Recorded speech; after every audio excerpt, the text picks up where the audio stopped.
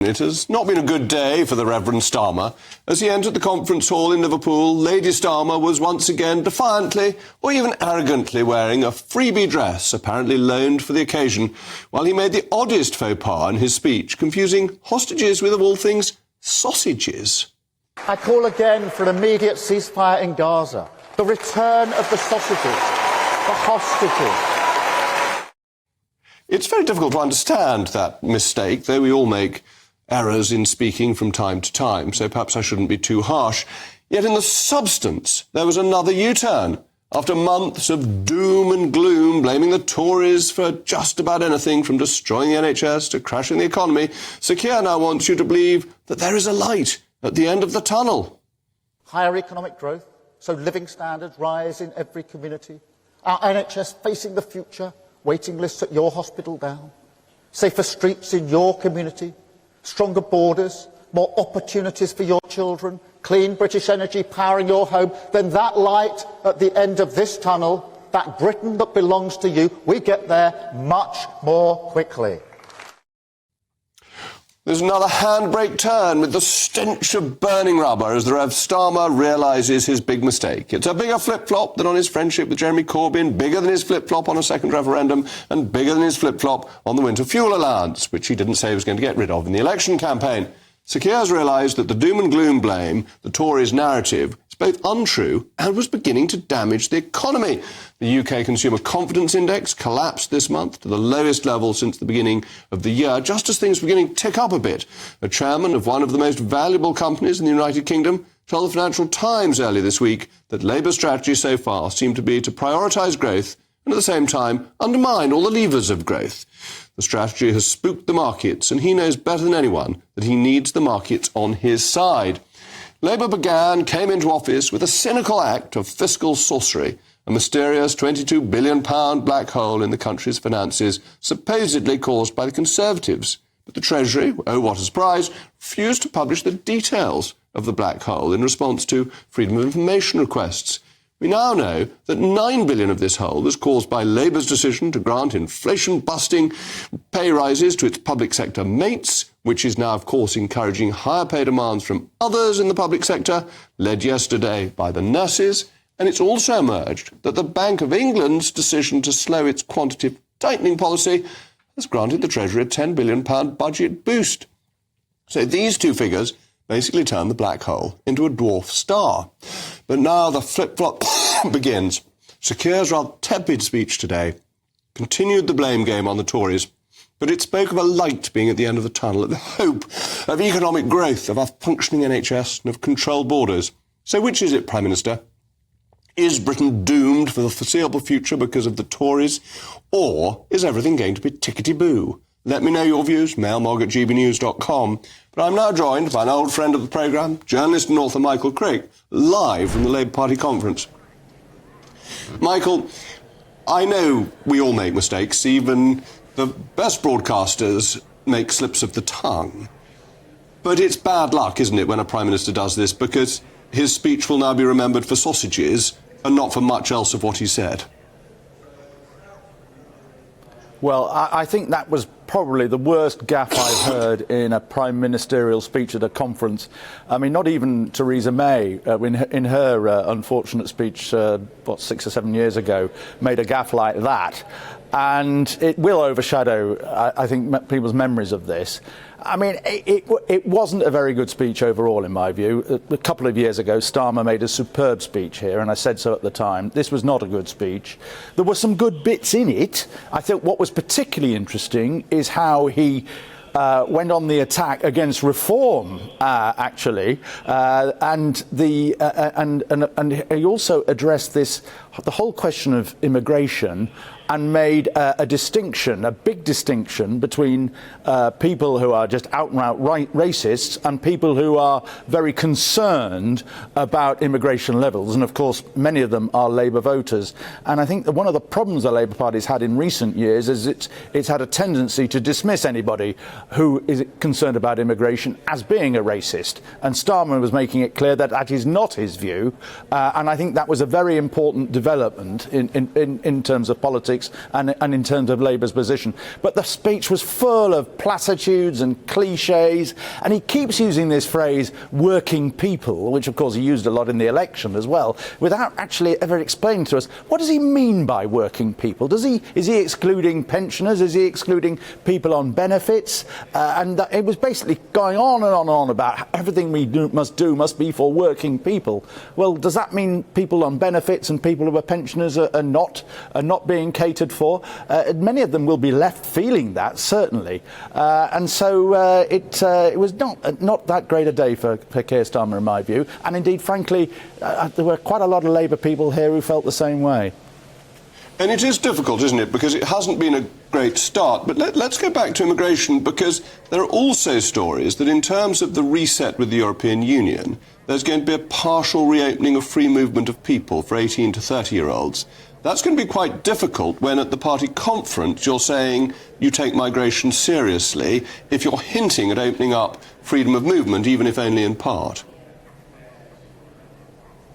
Yes, although Labour will argue that this is only temporary freedom of movement for a small group, and that it is beneficial to the economies and its freedom of movement in both directions. So, I mean, you no doubt will think it's the thin end of the wedge. I don't think it is, a hugely significant relaxation of the at least something that people need to worry about. I think it will have huge economic benefit. But I think the importance is actually confronting this issue for the first time, and accepting the fact that Labour voters out there are deeply concerned about immigration levels, and you can't just go and dismiss everybody who takes those views as being racist. Is there an issue that the Labour Party's got into the problem it took the Tories much longer to get into? That is to say, that his leader's speech from the conference becomes a reset moment. The budget then becomes a reset moment. But they've only been in office for 3 months, and that this is pretty early to be needing to get your authority, get your mojo back. Yeah, I think there is a problem there, and I think one of the other problems that Starmer had today is that people were expecting more substance in terms of policy. I mean, normally a Prime Minister at a party conference, comes out with the sentences that begin, and I can announce here today that our government will do X, Y and Z, and there was very little of that. I mean, it was announced that GB Energy is going to be based in this new energy company, the state energy company is going to be based in Aberdeen. It was announced that veterans and victims of domestic abuse and carers would be getting priority when it comes to housing, although I can see various problems there as well. Does that mean that other people are going to feel that they're further down the queue? I think the people here were expecting a lot more substance as to how Labour is going to tackle all these enormous problems that were left by your government, not just in terms of the economy and the health service, but housing, immigration, the universities. And it was amazingly, in my view, lacking in substance when we were sort of led to believe there would be more substance. And so you're right, Michael, they are in danger of having to make a series of resets. As a very quick aside, after the recent rows, would you have advised Lady Starmer to have worn her own dress today of all days? Oh, didn't she? I wasn't aware of that. Yes, okay. I certainly would have done. Right. No, thank you. Thank you very much, Michael. Always a pleasure to talk to you. With me now is my panel, former Conservative MP Richard Drax and former Labour Party advisor Matthew Lazar. Matthew, let me put that same question to you, because it seems to me there was an arrogance when there's been a big row about freebies not to be wearing her own dress today. Well, this was a sort of borrowed dress, I think, so it wasn't paid for by Wahid Ali, which I think was probably the key thing that she had to get through. I think actually what she's doing is, Carrie Johnson used to hire dresses. All Prime Minister spouses have been lent dresses, which is a standard procedure for big events. Labels lend them, and she's trying to support a British label. So I thought it was probably a compromise to show she's got quite a lot of spark as Lady Starmer, and I think she probably wanted wanted to lean in a little bit without being too arrogant by I mean, wearing one of those, wearing a red dress from Wahid Ali would have been a red rag to a bull, as it were. Exactly. Yes. And on the substance of the speech, do you broadly agree with Michael that a bit disappointing, expected more? I think Keir needs to be careful that the sort of word soup, that you can use in an election campaign isn't going to carry you through in government. He's never going to be, and he doesn't want to be, one of the world's great orators. I know that, when he was searching for a speechwriter, he was very keen that he didn't end up with somebody who wanted to try and turn him into Obama because he knew that was never going to happen. That he's fundamentally quite boring. He's fundamentally a sort of, serious, sensible, and slightly doer man on occasion, but we had just enough hope. Richard, you and I have sat through a few leaders' speeches. They're always pretty dire, aren't they? I listened to the speech in the car on the way up, which I wouldn't normally do, I have to say, but I laughed at the sausages bit, because that was a mistake that obviously we've all had a bit of a laugh at. I thought the whole thing was bordering on, most of it, sort of typical socialist, sort of Orwellian stuff. We have all the solutions, we will tell you what to do, we will tell you when you can drink, when you can smoke, when you can do this, when you can do that. I don't think the British public want that. The important thing is that people should be free to live their own lives. And he went on about the working people. Who pays for all the working people? There was hardly any comment about the private sector, huge amount on the public sector, the NHS. Who pays for all this? It is the private sector. And Rishi Sunak last year did a reset at the party conference, but at least he'd been Prime Minister for the best part of a year by then.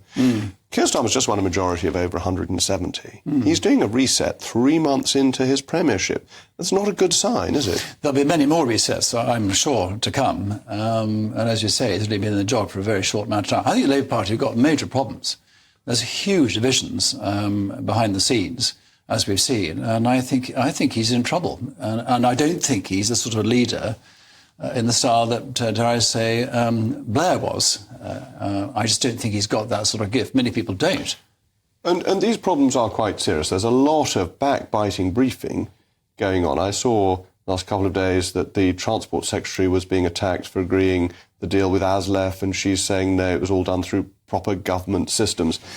That's the sort of thing that happens when governments are losing their edge, not when they've just got in. Well, it's also the sort of thing that happens when governments are finding their way in the early days. I mean, there's a literal issue about people getting used to how you govern, systems being put in place, which do vary between each government. I mean, it's actually it's 30 years since my first party conference, which actually was Tony Blair's announcement of getting rid of Clause 4. Now, it was no match for that today. And I think, but I think that there was not just enough substance in this speech to see it through. I mean, I think my low point was when he says that he's going to bring back, that our town centres are going to be scenes, effectively, I slightly misquote, of kind of joy, and we're going to be joyful but safe, as police and there's no prospect of that happening. There's no policy behind that, and that's the danger, no matter whether or not people are finding their way with Sue Gray.